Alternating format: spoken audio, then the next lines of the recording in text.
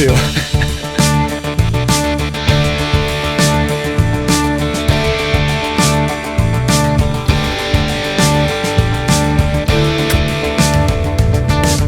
Hello, and welcome to Inside the Recording Studio. I am Jody Whitesides, and with me is Mr. Chris Hellstrom. How are you today, Chris? I'm doing very well, Jody. Doing very well. How about yourself? I'm feeling like a spry man. Sounds good. Yeah. Any reason for that, or are we just like in generally a good mood here? Oh, yoga and snow shoveling and tea. It's been all right. There you go. You heard it, people. Yoga, snow shoveling, and tea. That's the key to a healthy life. It is now. But yeah, right. There you go. Well, it's not going to hurt anyway. Well, you know, eating well, taking care of yourself, and getting a little exercise. There you go. That's right. Yeah, but we got a lot to kind of get into today, so I think we should just kind of dive right in here. Because what are we talking about today, Jody? Big, giant background vocal production. That's my understanding anyway. Absolutely. Yeah, that was the idea. And we will touch briefly on just, doesn't have to be giant vocal production. We will mention that as well. But I think the topic here is how we can get these big, massive sounding background vocals. There you go. That's pretty much in the name, isn't it? Yeah. That's why I said big giant or giant big or some variation thereof. Yeah, but perhaps we should start with, you know, just go through that, what I consider at least, or maybe you as well, what types of background vocals we can consider. Although we're not going to touch on them today, but there could be just a single line, you know, that where just something happens, perhaps as a response line to the lead vocal. It could be just a single harmony on something, but that's not necessarily what we're talking today. We're talking about a little bit more the big multiple type of thing. Sure, right? But when you say single line and or a response line, yeah, to me, single line would implicate. Is that the right word? Implicate a single vocal. However, a single melody line could be hundreds of vocals, depending on how you're dealing with it. So, I guess it's kind of a misnomer on that one right there. Well, let me see if I can clarify that a little bit then. What I'm thinking about in this case is anything that isn't the lead vocal line. Sure. So if it's something like, if it's just a line that's a response line, in between, that's not up front, that's the main line. That's what I consider still a background vocal. Sure. So that's what I mean with it's like a single line. Now, of course, it could be all of these big production that we're going to talk about today. That is very much, you know, melodic things and elements to that, obviously. But to me, I still consider just a response line or an ad-lib kind of like a background vocal, something that simply just in the background, not the lead line. So that's why I wanted to include that there as well. Gotcha. Make sense? Yeah, it makes sense. I'm not going to argue it. I was just trying to clarify there because a single line, as I said, could be sung by many, many people and sound pretty darn big, depending on how you do the production. Yeah. No, I suppose I should say instead of a single line, a single vocal. Sure. Single vocal. Right. Yeah, that wouldn't be big. But gotcha. Yeah. Let's move on. Stacking harmonies. Yeah. This is kind of done like you're thinking, I think, when you say this, or when you wrote the notes out for it, stacking harmonies or stacked harmonies, you're thinking R&B and gospel, where you generally have a choir of people doing this kind of stuff. I would even go so far as to add pop into that too, because there are pop productions that make big use of stacked vocals, although it's not nearly as often, but it does happen. Absolutely. No, but I mean, the reason I wrote those notes there is for me just to sort of conjure up that kind of vocal style, right? Whether it's, you know, now we're not simply singing a response line or a single harmony. We're we're talking about, stacking thirds and fifths and possibly even sevenths on top of ninths and sixths and all kinds of stuff depending on what you're doing. Yeah, exactly. We're singing 13 chords and things. That might be a little that might be dense. I'm sure somebody's done it, but let's say we're stacking thirds and fifths, or octaves on top of something. So that's when it's a little bit more structured. Yeah. As far as the arrangement, I guess that would be my way of thinking of another one of those popular things. Yep. Mm-hmm. Yep. And the next one. I would relate the next one kind of akin to like the hair metal era of the 80s. Totally. Yeah. And it's a hockey choir is what you wrote down. Yeah. Yeah, hockey choir. That's, you imagine just like there's I wouldn't say no regard to pitch, but it's basically a group of people just yelling what it is. Right? Whatever happens to be, just a bunch of people just kind of yelling out. Not necessarily super discernible pitch, more the effect of like a large group of people. Yes. Some other people might call this gang vocal style. Yep.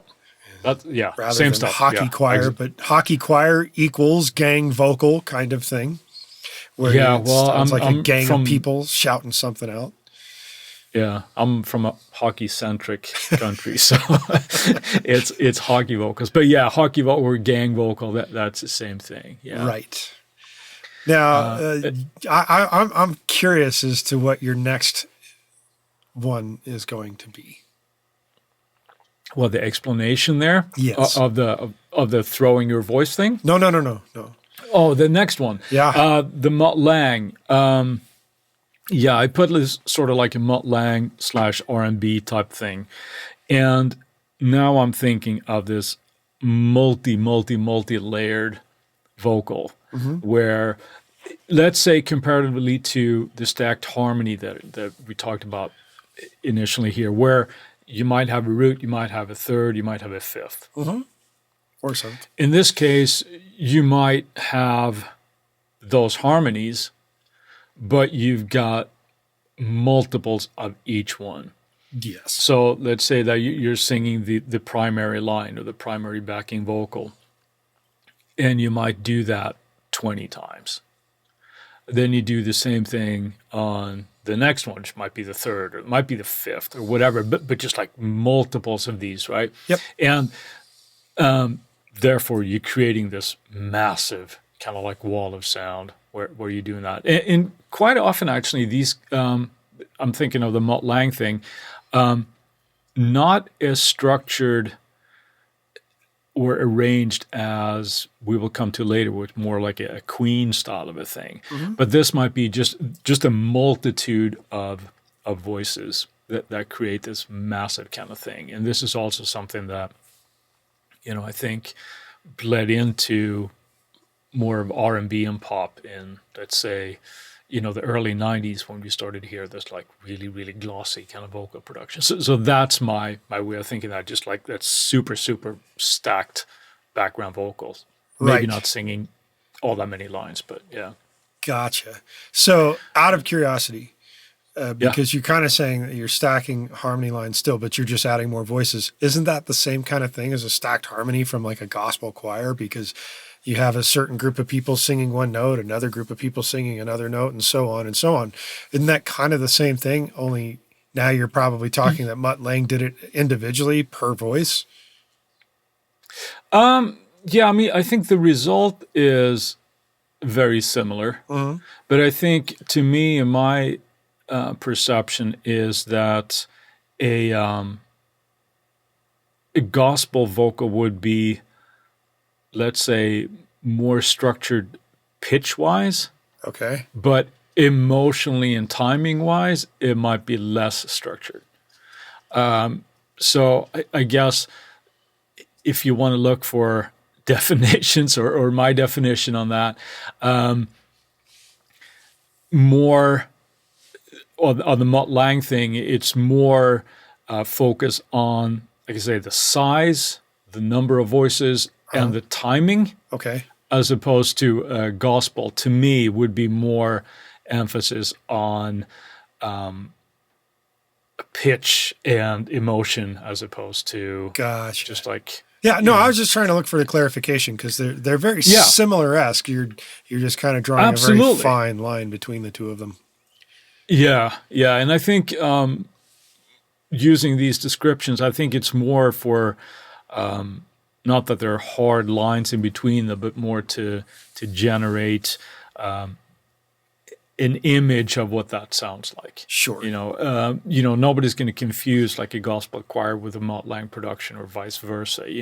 So it's just kind of like descriptive words. Yeah. Well, context is everything, right? But that's what I'm thinking. Yeah. Right. Well, and there's another one that you kind of hinted at, and it's the Queen style of vocals, where you have tons and tons and tons and maybe hundreds of stacked voices going on. Probably. Yeah.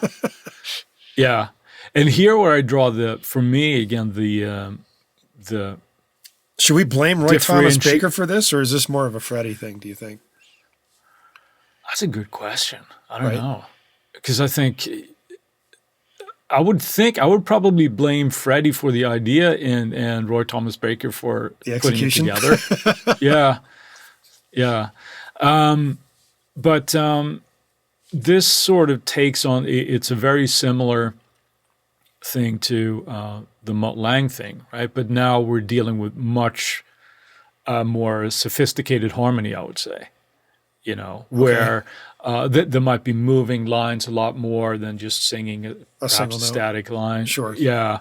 So it's more that you can think maybe Kansas in like Wayward Son, that kind of thing. There's also those all the lines are moving. We think, and moving. Perhaps a Styx type of a thing where it's just like it's prettier. It's not, it's very glossy, all of it, but it's prettier and it's more orchestrated. I think that's where I draw, the parallels. Who did a real good job with this too was Eric Valentine.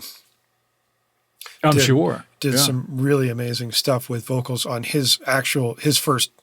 I don't know if it's first band, but definitely an early band of his. T-Ride was the name of the band. Oh, yeah. T-Ride. So it was a 3-piece group, and these guys were doing things like, it was almost like you had Queen melded into the bodies of like maybe Queen mixed with Jellyfish, mixed with King's X, meets heavy metal, I guess is the best way of saying it. I'm not sure how to even explain it, but just unbelievable production. And that's where Eric Valentine really kind of, I think, cut his chops, was doing that stuff on that band of his. It was absolutely astounding. And the vocal harmonies that they did in there are just incredible. It was like a mix of Queen with the concept of the gospel and the Mutt Lange all in one. It was insane stuff. Yeah, that's sort of like I don't want to say classic album, but I'll say classic album because of all that. It's not many people know about it, right? But it's got some really cool, parts and songs. I don't remember who sang lead on that. Dan R. Lee, I believe, is his name. Okay. He was the bass player singer. And I want to say his last name is Arlee, and I might be misremembering it, but I know his name is Dan. So and then the guitar. Well, it was a 3-piece, but there were 2 different guitar players that played on almost all of it. We're really delving off onto a side tangent here, but real quickly, the main guitar player was Jeff Tyson. And then, so he was the guy that was in the band, and he played a bunch of the stuff. But then there's also a guy named Steve, and Steve's last name is going to escape me right now. But many people have actually heard Steve's playing outside of T-Ride, obviously. He is the main guy that records almost all of the guitar parts for the Guitar Hero games. Oh, okay. So cool. That's the guy. His name's Steve. And his last name's going to escape me. It's going to piss me off. I'm going to you have to put it on the show notes. But but it's an interesting album. I'm not sure if it's, because I believe it was on a smaller label, so it may not be. It was on Hollywood Records. Oh, was it? So yeah, so very minor, little unheard label. Yeah. But I'm not sure if it's on streaming services. If it is, you check it out for nothing else but the vocal production, which is pretty cool. Oh yeah. Yeah. You Yeah. would be hard pressed if, oh, Steve Wimett. Okay. God, just got it. Sorry. Steve Wimett is the name of the other guitar player that played on that album and is like the big to do for guitar playing behind the Guitar Hero type games. It's like he's the guy, and his guitar chops are beyond. Up to par, shall we say. Yes. Yeah. So let's get this train back on track here. Yep.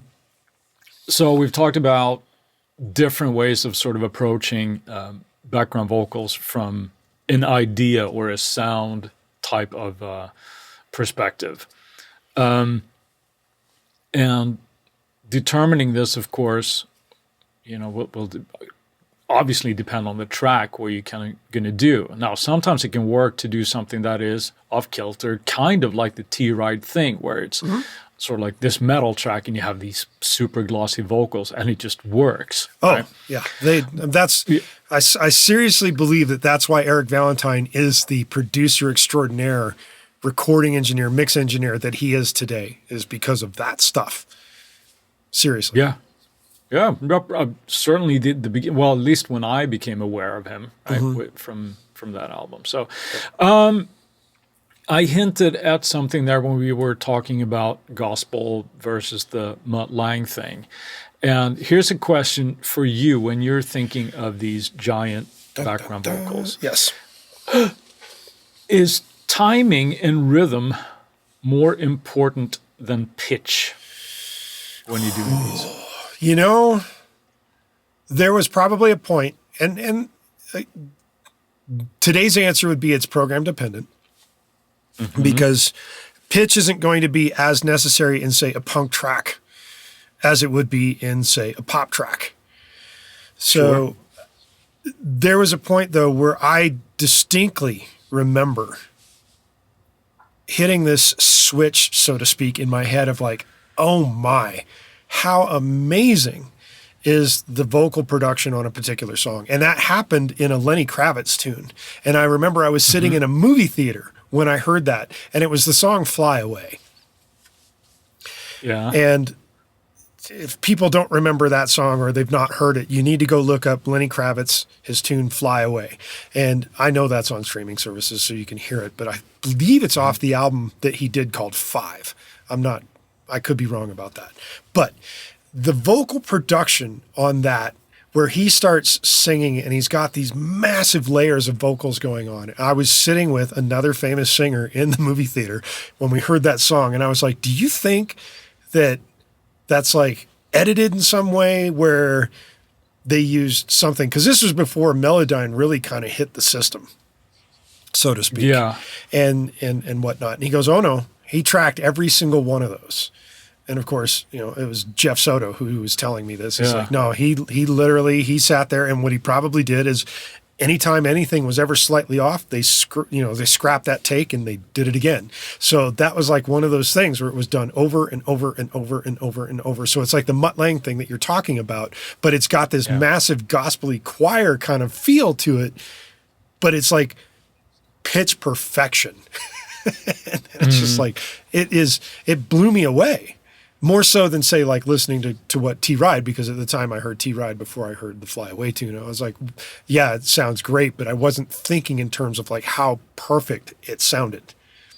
Yeah. So Fly Away is probably that point where it was like, I think all three of those things become intertwinably important, but it also is very dependent upon the type of music that you are producing. If you're doing pop, today's pop pretty much, it's a given that you have to have the timing, you have to have the rhythm, and you have to have the pitch all together.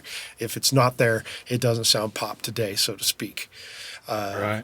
But I do agree that in order to get some things to sound maybe technically more human, if that's what you're going for, then the biggest thing that you're going to be throwing away or not paying as hard attention to is the pitch. Yeah. For sure. Yeah, the reason why I bring it up, because I think, and this is particularly, valid for the larger stack that you're doing. Mm-hmm.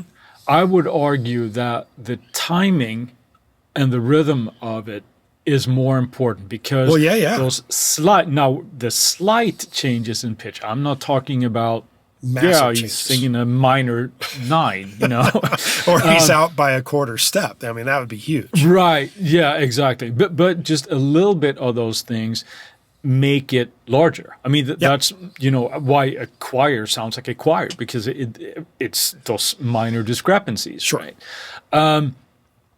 So my point that I wanted to get to with that is if somebody's working in getting those sort of like massive background vocals, I would pay at first when you're sitting down and you might be going through and editing these that say that they've all been tracked already, is correct the timing first.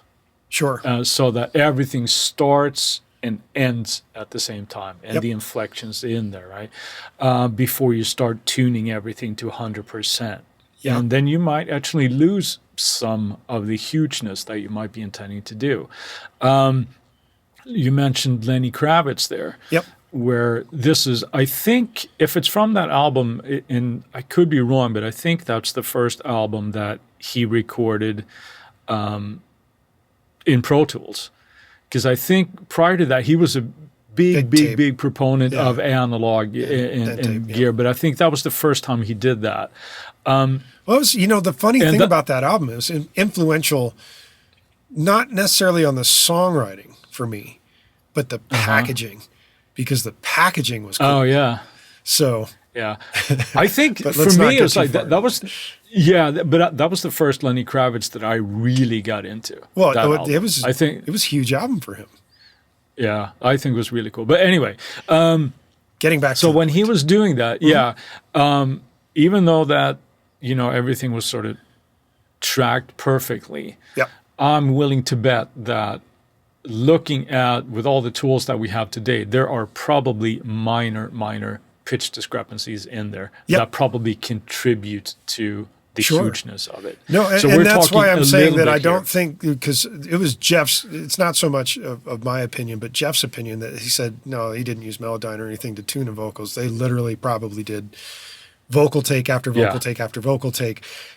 If it wasn't good enough, they would scrap the take and they would do another take. Yep. And this doesn't just apply to vocals, because I heard the same kind of story, and maybe you've heard this with Nuno Bettencourt and Extreme on their second album, that there are just hundreds of reels of tape, because they would do take after take after take after take to make sure that it was like take perfection, not fixed perfection, so to speak. Yeah.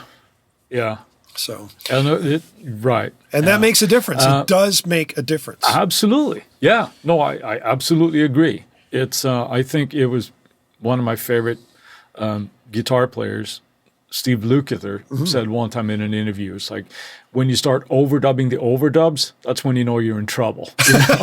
And that's, so get it right. If you have to do it again, do it again, do it again, do it again. That was the Mutt Lange thing again, that they say used to be like a train, like do it again, do it again, do it again. Yep. But anyway, so when we're coming to all these pitch and timing things, what are some of the tools that we have for pitch correction? We mentioned a couple there. But I've already kind of dropped a hint on it. It's Melodyne. The first big one that really got the name going, so to speak, and people still use the name today, regardless of whether they use the actual software, is auto-tune. Yeah, it's like a verb now. Yeah, the verb. It's like Kleenex. It's auto-tune, and it was, I believe, Antares that created auto-tune, and that was the first major pitch correction software that was out there. And then you have other things that are built into DAWs today, like Flex Pitch with Logic, as an example. But there's also Synchro Arts. I think they have a pitch corrector, but I don't recall the title of it off the top of my head. Yeah. I know that in terms of timing correction, Vocaline, which is by Synchro Arts, is pretty much top of the game, and they've got a new version of it out now called Vocaline Ultra. Oh, is it real voice? No, it's not real voice. Is it? Synchro Arts is going to slap me in the face if I don't get this right. I can't. Yeah. Anyway, in terms of the timing, put it in the show notes. Yeah, I'll put it in the show notes. In terms of timing correction, Vocaline is kind of like king of the hill, and then they've got a brand new version out now called Vocaline Ultra.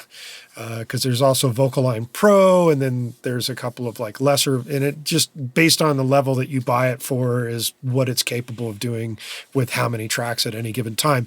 Melodyne also has timing correction depending on the level of Melodyne that you purchase. Some of it, if you get, is it Melodyne Studio? Is that the high-end version? I believe it is.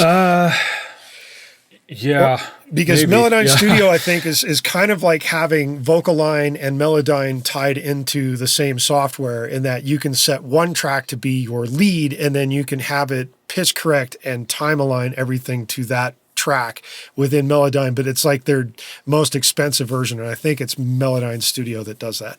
And then as I said, Vocaline Ultra, and then if you're talking DAW stuff, and we'll just give Logic another shout at this point with Flex Time, which is similar to Flex Pitch, but it works with the timing. But that is manually oriented, and other versions of Melodyne are manually hand done too. You can correct time in Melodyne if you don't have Studio, but you have to do it by hand, which is a pain in the ass. Yeah.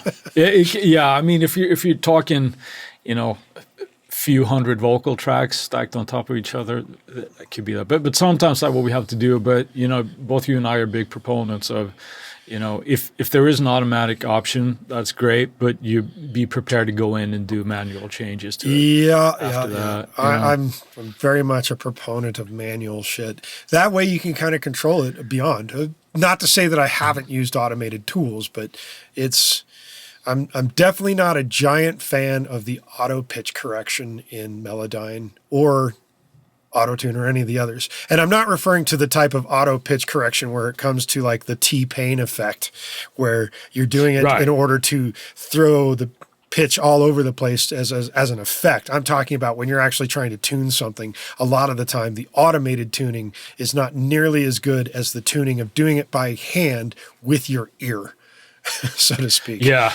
No, that's true, and that's an important point, because sometimes it's very easy to start listening with our eyes, right? And say, oh, look at that graph looks like it's on the A flat, but you listen to the pitch and it doesn't sound it. Yeah, right. So it's definitely better to do it by hand. Trust your ear. It takes a little longer, but that work pays off. And that's if you're being lazy, or actually, I shouldn't say if you're being lazy.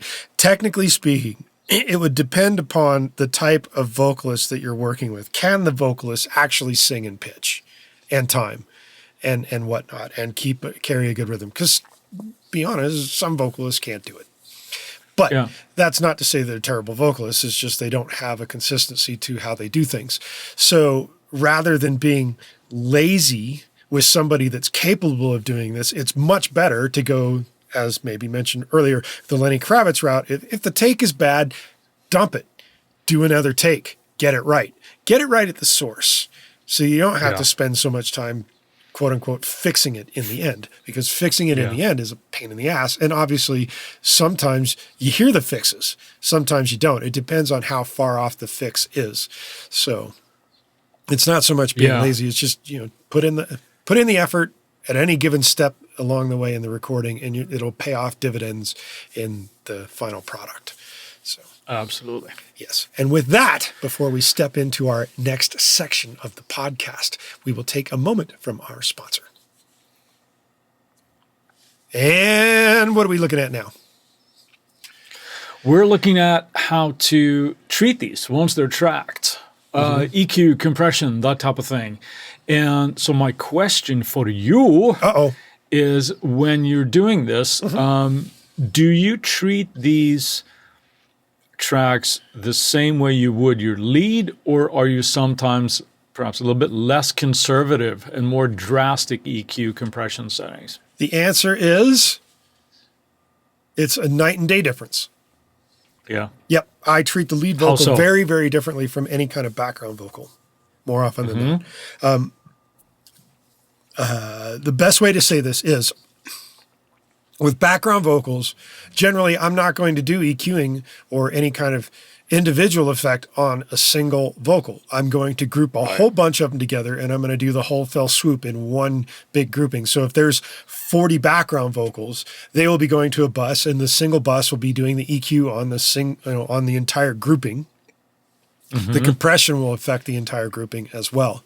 Now, maybe there's an individual track or two in there that's got something wild going on that might require adding either a cutoff filter of some sort or additional compression on one or two of the tracks or a vocal or a fader ride to control it before it hits the group. But generally speaking, with background vocals, I'm tackling the entire group in one fell swoop with one channel. Yeah. Yeah, no, I agree. And that's just to clarify this, we're not talking now obviously about the pitch or the timing correction. We're talking about the processing as far as like coloring the sound and gluing it together. Yeah. Mm-hmm. Yeah. And one way to do that where I would probably approach it, let's say that we have a 3-part harmony. I would send all of each harmony to their individual auxiliary, treat them so that I could have control over the third should come up a little bit here, or the fifth should be coming up here or down or whatever, just so I have control over those groups as well. Right. And then perhaps down the line, make another group of that. Of the entire background selection is what you're saying. So right. I will agree with that concept. Mm-hmm. However, I generally don't tend to break out individual harmonies to individual buses before sending them to a final background bus. Generally speaking, I've done it a few times, but it also is heavily dependent upon how many channels of that particular harmony is there. If it's less than 4, I'm not putting it on its own bus. I will group. Yeah. I will use a group function, so to speak, that moves all 3 of them at once by attacking one of the faders. Rather than running them through a bus and then doing the automation on the bus. However, if it gets to be like 6 or more per part, then I would do that. Then I would break it out that way. Yeah. Yeah, no, I'm thinking now if we're talking Queen or Mutt Lange style vocal here, where you have like 20 on each one, that type of thing. The interesting thing, if we kind of sidestep for just a moment on the Queen thing, I don't think they were breaking it down to individual channels. They were literally flying by the seat of their pants a lot of the time, overdubbing,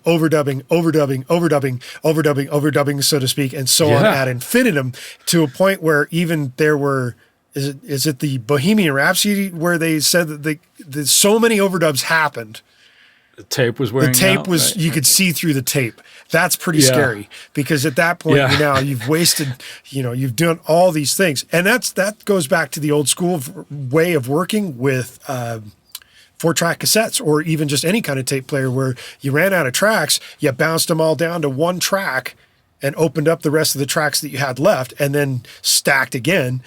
And then you maybe go through that process 5 or 6 times, and then you bounce all of those stacks, which is what I'm assuming Queen did. So they would fill up, 20 or so tracks of these vocals, then they would bounce them down to a track, and then they would do 20 more vocals or 19, and then they'd bounce that down. And then maybe they got all those stacked together, and they'd bounce all those stacks down to one. So it's an entirely different process than working with a DAW, because in a DAW, you don't necessarily suddenly have problems with the tape wearing out. You have problems with maybe there's too many channels for your computer to handle, at which point then you might want to bounce them down to a singular file and move to a new template or something that allows you to work with that singular file rather than 20 or 40 of the others.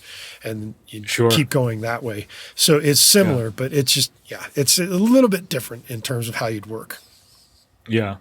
And as far as like EQ and stuff, what are some of the moves that you might think? Because I tend to, obviously it depends on what harmony is being sung at a certain point here, right? But I will be, let's say, generally a little bit more aggressive with the EQ, where I might cut a little higher up.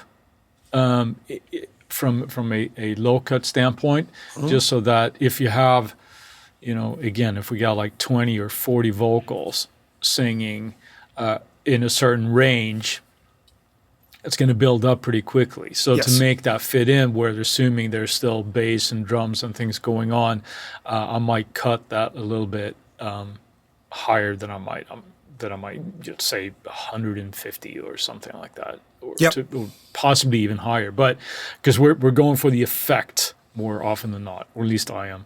Yes. Now the other end of the audio spectrum there with the high end.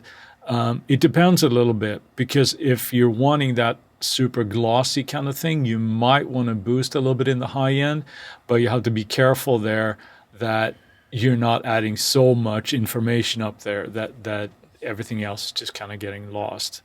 But generally, I think I can be a little bit more aggressive with EQ moves there on the backing vocal as a whole. But that's me. I would agree with it. Generally speaking, with the high pass filter, I'm running a little more aggressive with that. Yeah. Especially if there's a lot of low vocals. Right. In terms of the low pass filtering type thing, I generally will low pass filter pretty heavily. Like I probably would bring it down 10 or 8K. Oh, okay. Yeah, I bring it down quite a bit, because the bigger thing, because again, this is program dependent, but that's the general rule for me. And the reason for it is I don't want the background vocals technically to be outshining the lead vocal in terms of its space, which is why I bring it down pretty heavily and bring it up pretty far. I leave it more in the no mid-range. shelving on that at all, or generally for you? No? No, not really, because the background vocal is there for support. It's not there to be shining. Now, if there's a reason, like it's a response line, which then it needs to be intelligible and it needs to be kind of there and present. One or two of the vocals I'll lead out with something like that. And then the rest of them, I'll be treating them to kind of be more supportive of that. But generally speaking, as if it's a background vocal to support the lead vocal, I'm not going to allow it to shine nearly as much as the lead, so to speak. No, this I think this becomes also a little bit of style and content dependent, where if it's let's say that we're talking about an R&B track where the backgrounds are, let's say, generally supporting the lead. Yes. Right? Yep. Or if you're talking about that huge Mutt Lange hard rock type of a thing, where it might be that's almost like the weight of the chorus, right? And the lead might be just filling in holes in whatever is going on there as well. So, but we have to be a little bit careful in the high end, I think. So just to make sure that it doesn't take over completely, unless that's the intention, of course. But, well, again, it's very dependent upon the programming of what the vocal is needing to do. So if there's a lead, that lead, to me, generally speaking, needs to stand out, unless it's unless it's meant to be an ad lib or whatever. Again, there's always a time to break the rule that I'm mentioning in my generality here, but it's not.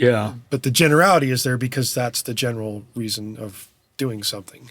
So So generally speaking, if I'm taking a giant group of background vocals, I'm going to be cutting pretty hard, maybe all the way up to 300, who knows, for my high pass filter, and my low pass filter is probably coming all the way down to 8K.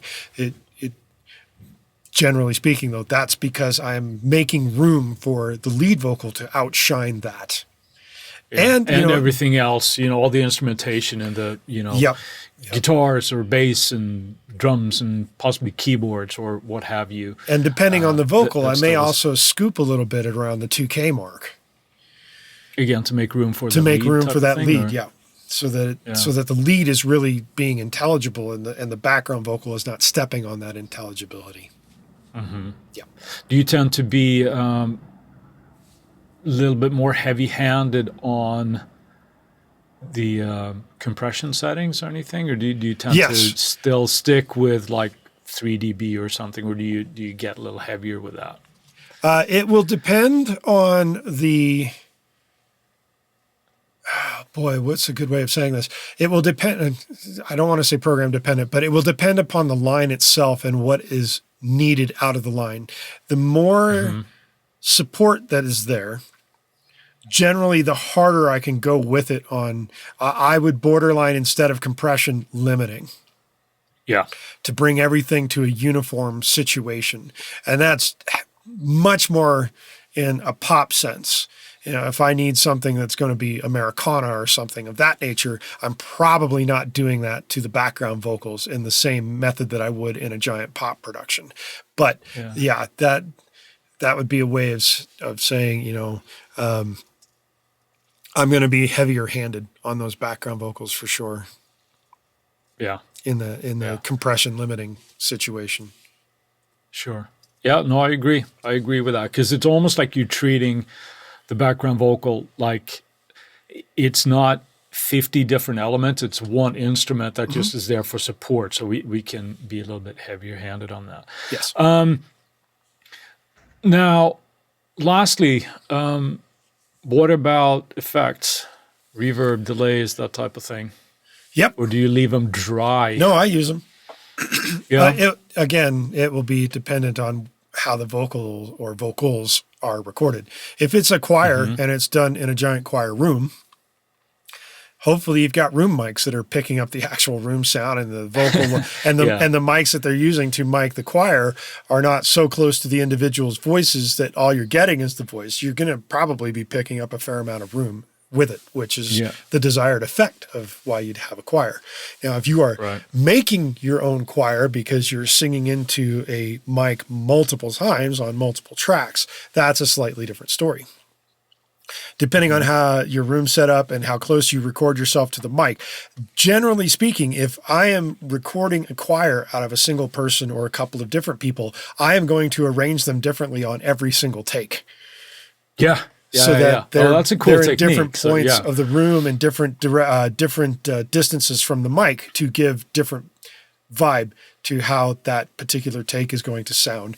And then when you start to stack that up, you may find that you're okay and you don't need to add anything. But generally a little bit of reverb, and the reverb will be heavily EQ'd in order for it to not start overstepping a ton of bounds on everything. But yeah, I definitely will use some reverb depending on the type of line and what needs to happen. Sometimes there'll be delay. Sometimes I'm going to throw a little chorusing on it. Sometimes I may throw a little distortion on it, but it's dependent upon what I'm doing and what the mix is requiring and what the song is telling me it needs. Yeah. Right. So that Americana track, you're not going to go a bit crusher on the probably on not the background vocals. No. Probably. Yeah. Not.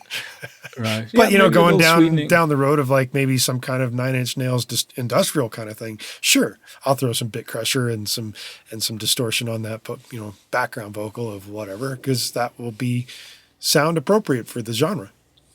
Be par for the course. Okay. Yeah. So I think we. Anything else that you'd like to add to that? But that's a relatively in depth thing. What I like to do when I'm dealing with these background vocals, and it sounds like you as well. So anything else that you would like to touch on there before we move on? Yeah, the bigger thing is to be aware of your vocalist or your vocalists, depending on how you're dealing with the tracking of this stuff. I know we're kind of mostly talking seems like in the mixing end of things, but in the tracking end of things, be aware of your vocalist or vocalists and how you're arranging them in the situation.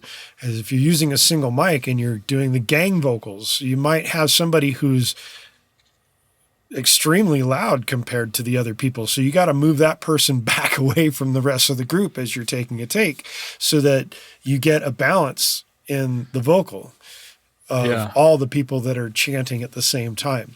So you and I have worked on a project, one called Do You Want to Play?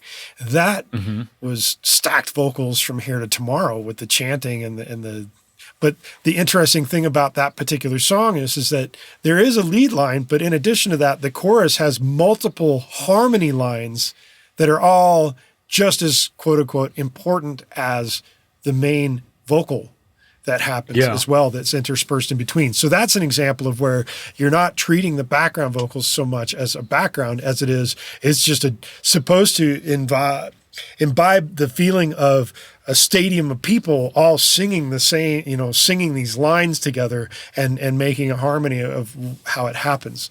So it, again, is program dependent. But that being said, that's one of those instances where it was like every single take was done at a different distance in a different arc, or from the mic. The mic. So it wasn't always straight onto the mic. Sometimes it's off to a few degrees off center, or 10 degrees off center to 15 degrees, or even closer to 90 degrees off center. Just depending on how good the mic is. Yeah. It's when you said you had to pay attention to if you have multiple people singing background at the same time. Yes. I don't remember what the name of it was, but there was a documentary made about the Beach Boys, and they show them as they're tracking background vocals, how, and you want to talk about harmonies, right?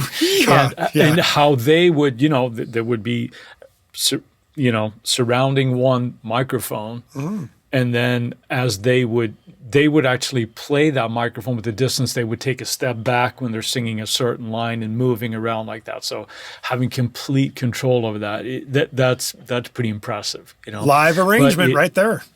Yeah, and necessitated by limitations of technology, perhaps. Right. So, so those are good. I mean, other things that we can do, and this might sound hokey and probably feel even hokier as you're doing it. Ooh, do it. But it's if let's say that you're the only singer that you have, or you have another singer that's doing it, and you're trying to build up this massive vocal, it can actually be a way to just like throw off your voice.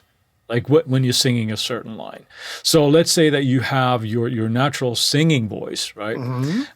But you can sort of pretend to be a different person. Yes. So instead of speaking like this, I'm speaking like this, right? So using the same kind of idea when you're singing. Now, this might be a little bit better suited for those like gang vocal type of things that we talked about. But it is a different way of sort of like maximizing and adding another element to the backing vocals where, in other words, play a different pristine character with each take on your voice if you're going for that kind of gangy kind of vocal, if you don't have a gang of people to do it with. So throwing your voice almost seems like you're trying to be a ventriloquist, but changing the character or tone of your voice as you're doing it might be a different way of saying it that would help. Right. And also, keep in mind that unless you play it for them, nobody's going to hear the vocals singled out. So it's the main effect that is the most important thing in the results. Oh, yeah.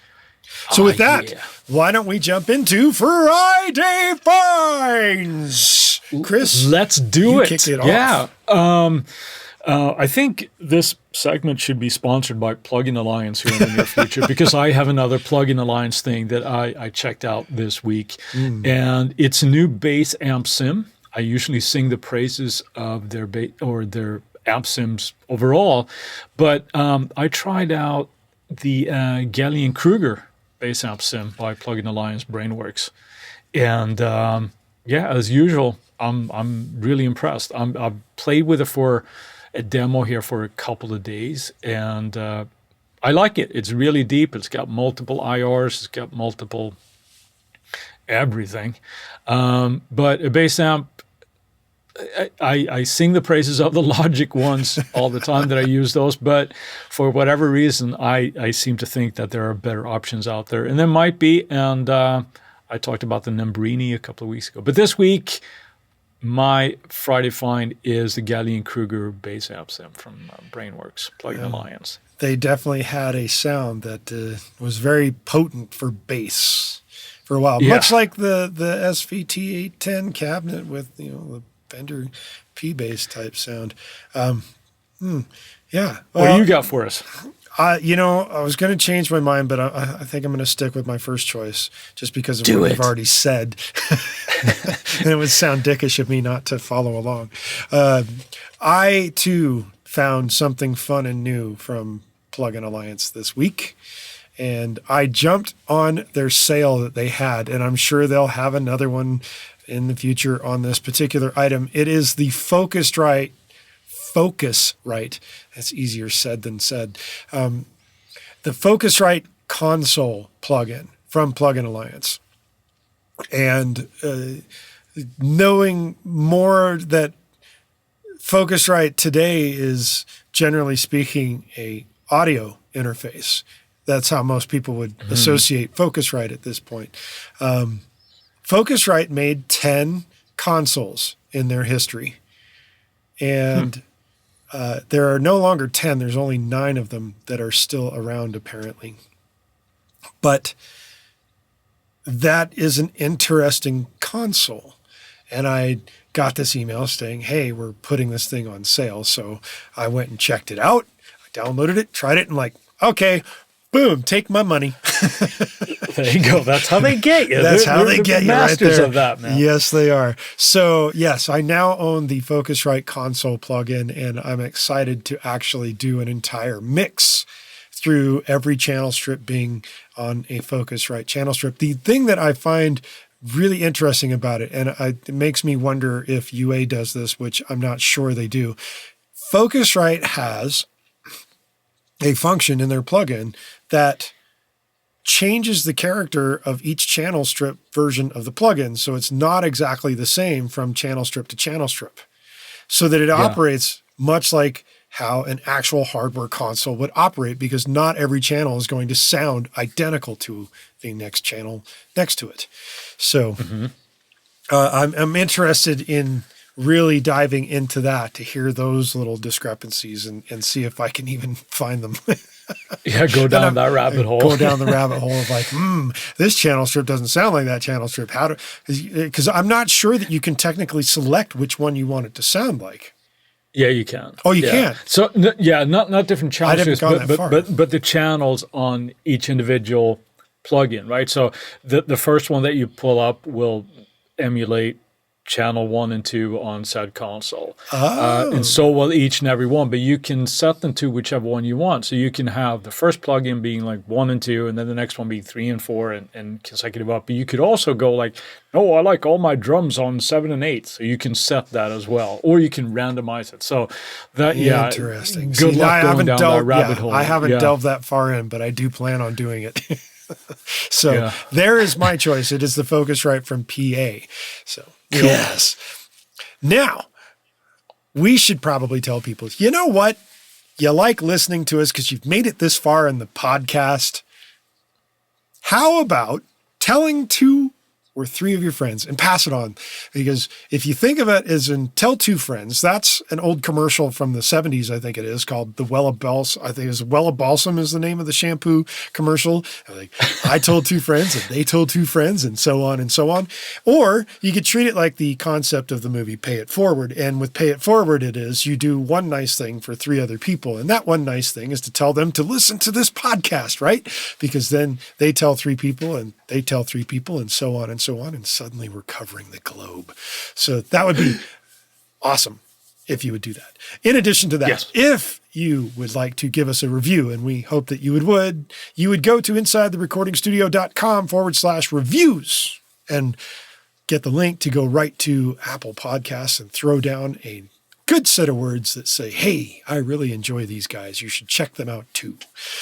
In addition to that, you can sign up to our email list at insidetherecordingstudio.com/gift, or on any individual page pretty much on the website. There is a email form that you can fill out and put your name on our email list. And that way you'll get weekly reminders of things that have just happened. In addition to that, you will get a gift of some plugin presets from Chris and I for all things Slate and all things Universal Audio. Well, or at least small portions of all of those things of each.